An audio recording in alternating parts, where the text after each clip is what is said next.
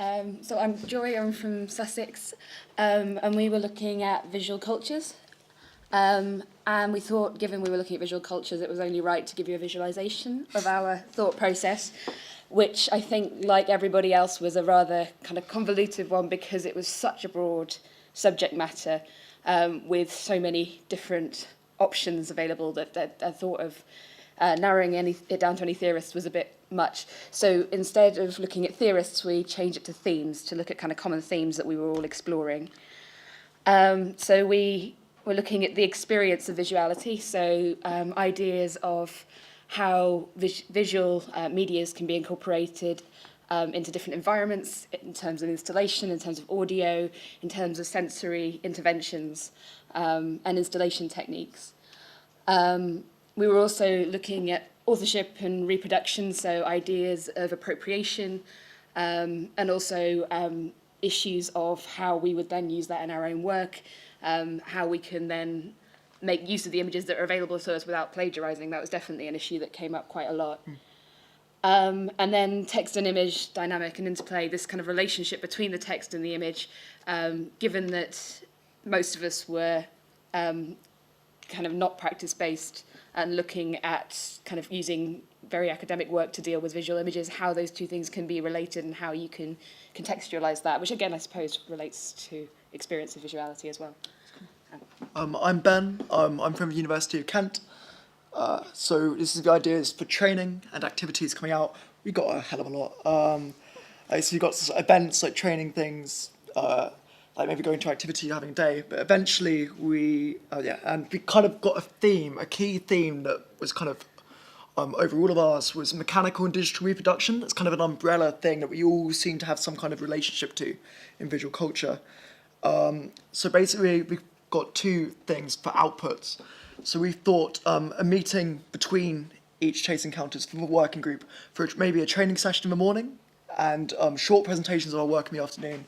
And we're talking through people at the, how the hell do you say it? The Courtauld place. Yeah, we can go to a room there, and we can have a room there and we can meet. And so I have 5-minute presentations of each of our things, just to have feedback from the working group. Also going to set up a working group mailing list and Facebook group. So yeah, if anyone's interested in that, just talk to me after and I'll add you down, because we just quite like to have an ongoing dialogue, really. And then for Chase overall, I think it'd be really valuable to have an entire Chase Facebook group, just so we could interact with everyone on a level. We can post ideas and events and readings or anything we find interesting as a entire place. And people mentioned having centralised listings for all training opportunities across institutions. I don't know if that's available, but yeah, they're the outputs we had too. Thank you.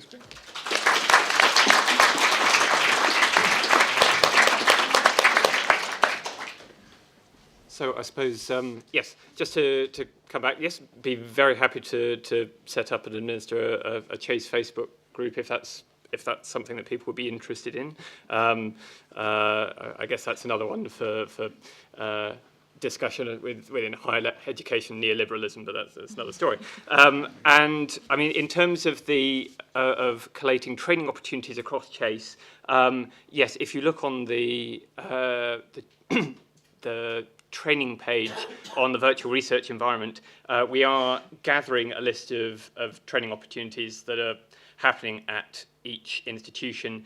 It's quite problematic, actually, to produce a comprehensive list of training that goes on across Chase, simply because, a lot of the sort of core research training happens at all the Chase institutions, so there'd be no point in reproducing all of that. And then a lot of the rest of it is quite subject specific and department specific, and so actually working out what level of detail you go down to is harder than it seemed it was going to be at the start. I mean, it's still something we'd like to be able to produce and marshal centrally, but we do try and we do ask colleagues across Chase if they have any training events coming up that they would like to share with the Chase community, to send it in to us, and we include it in the Chase Bulletin, which of course you'll read religiously every month. If you scroll down to the bottom, there is a list of training opportunities that are coming up.